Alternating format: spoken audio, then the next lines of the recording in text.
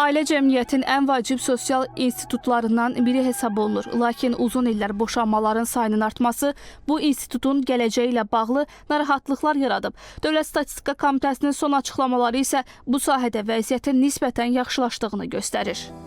Belə ki, Ədliyyə Nazirliyinin rayon qeydiyyat şöbələri tərəfindən cari ilin ilk 5 ayında 15107 nigaha daxil olma və 8087 boşanma halları qeydə alınıb.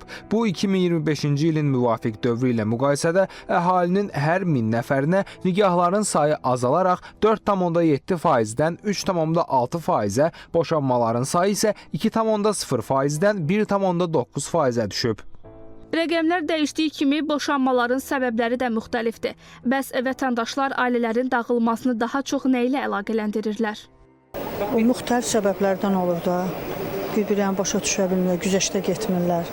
Qaynana ilə deyirlər yola getmirik, ayrılırlar da. Yoxsa ki, bəlkə də qeyrilərdə. Mənim ki, oğluma ikisi də ayrıdır. Sevgisiz məhəbbəti olana görə evlənirlər, evlənmək xatirinə. Ailə institutunun möhkəmləndirilməsi istiqamətində maarifləndirmə tədbirləri də genişləndirilir. Məqsəd ailə daxili münasibətlərin sağlamlaşdırılması, gənclərin ailə həyatına daha hazırlıqlı başlaması və cəmiyyətdə ailə dəyərlərinin təşviq edilməsidir.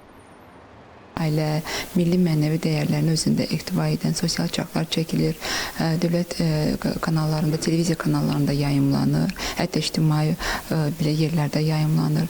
Daha sonra Dövlət Komitəsi tərəfindən maarifləndirici vəsaitlər hazırlanır. Mütəmadi olaraq ümumi təhsil məktəblərində, belə deyək də, cəmiyyətin istifadəsi olan mühitlərdə, məkanlarda paylanılır və xüsusən də ailələrlə və uşaqlarla işləyən mütəxəssislərin peşə və bilik bacarığından artırılması istiqamətində mütəmadi olaraq Dövlət Komitəsi tərəfindən beynəlxalq ekspertlərin dəvəti ilə müxtəlif seminarlar, konfranslar, təlimlər həyata keçirilir.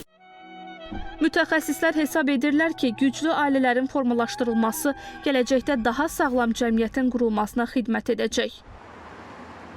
Ayşən Cümşüdova, Rüyal Əsadov, ASTV Xəbər.